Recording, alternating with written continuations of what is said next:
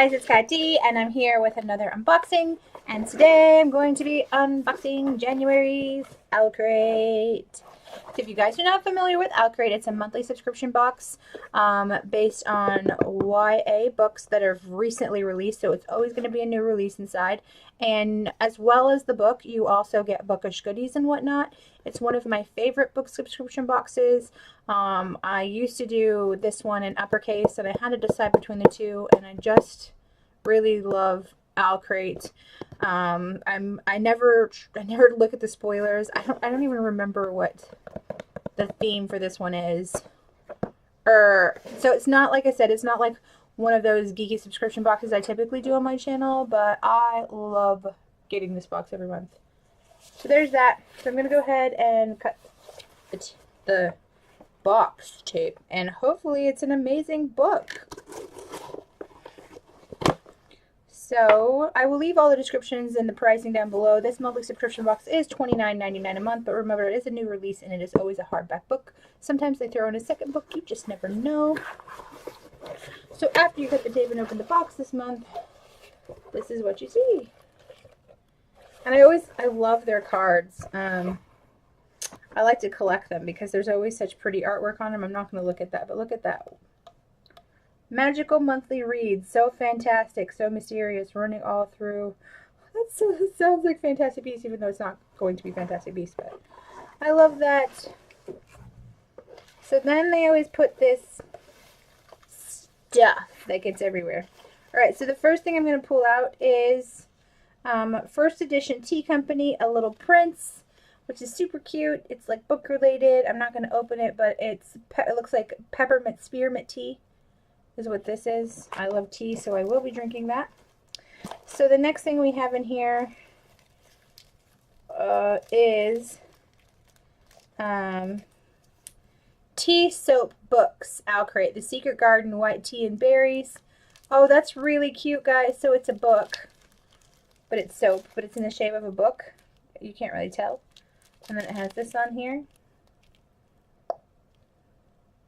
Very cute. Alright, so the next thing in here looks like it is a magnet. Le Fantôme de l'Opéra. Assuming it's like the Phantom of the Opera in another language, and that's a magnet. I'm trying not to spoil the book for myself. There's a lot of things in here. Alright, so I'm going to pull this out. So, and nothing hurt. Everything was beautiful. Look how pretty this is. And nothing hurt. I wonder if that has to do with the book. And sometimes I always get afraid to look at these. Marissa Meyer, Wires and Nerve. The Lunar Chronicles? What? What is this? It's the graphic novel version of the Lunar Chronicles? The first graphic novel from Marissa Meyer. If you guys don't know Marissa Meyer, the Lunar Chronicles, it is Cinder, Scarlet, Cress, Ferris Winter, and then Stars Above. Maybe in that order. But it's an amazing fairy tale retelling that's not really... I mean, it's very loosely based on fairy tales. Like the first one, which is Cinder, is very loosely based on Cinderella. And then you go to Scarlet, I forgot that one, which is very loosely based on Red Riding Hood. And then you go to Crest, which is very loosely based on Rapunzel, I believe it is. And they all meld together, and it's just fabulous. I just, love. Alright, so the next thing in the box is always in January, a very useful calendar. And I think all of them are going to be book related. Oh yes, they are. They're all different authors. So like January is J.M. Barrie, and then you have Lewis Carroll, and then Frank Baum, Jack London, Lucy Maud Montgomery, Mark Twain. That's very cool for book lovers. We'll definitely be using that. And here's the book. Oh, there's more stuff before I get to the book. Alright, see, these cards are so beautiful. The theme for February is Run Away with the Circus. Flip for a sneak peek. Look how beautiful this card is. Sneak peek. I love their cards. This is why I love... There's still something else in here. Ooh, it's actually an Owlcrate. The Owlcrate Theater. That's very cool. It's like old. Oh my gosh, what is this? What is this? What?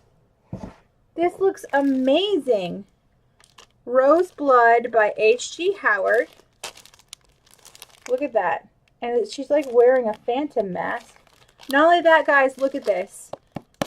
Look at that. It is a signed book plate from the author, no doubt.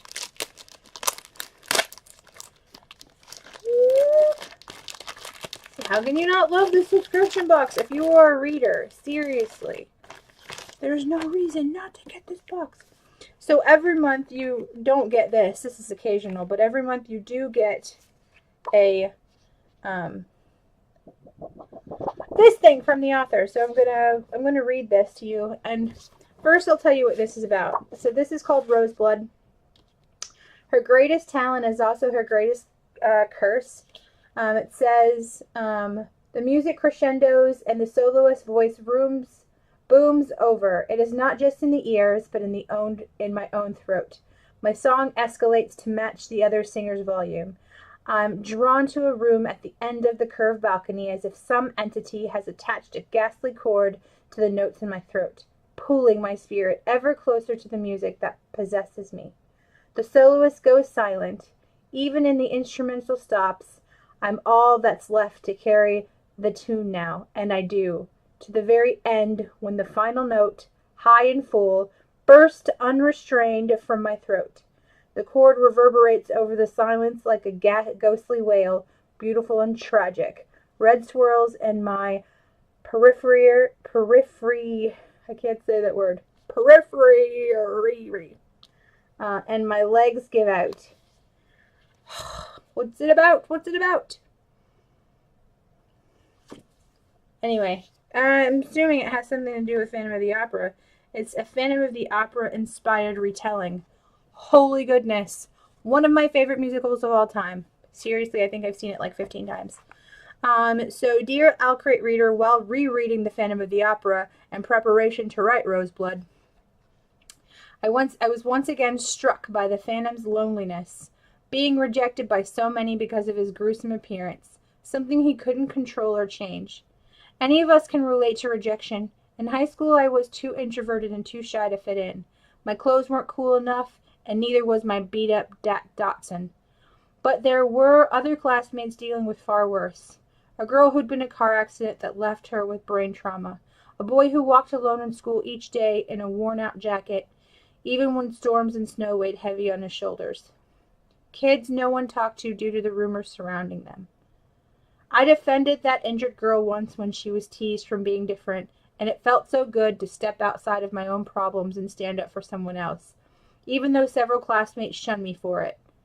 That shining moment made such a positive impact on my life that when it came to time to build on the Phantom story, I wanted to give him a chance to embrace altruism, to step outside of his bitterness and help another human soul. However, there's a sacrifice involved, as there was when I stood up for my classmate. Ah, shivers! Ah! I won't tell you if the Phantom does the benevolent thing and finds peace. You'll have to read Roseblood for that answer. But what I will do is challenge you to look for opportunities when you can. Set aside your own fear of rejection to help another person. There's nothing more rewarding than being a friend to someone who feels alone, even if it's the only for one shining moment. Wish you happy reading and courageous living. Like literally all the feels right there.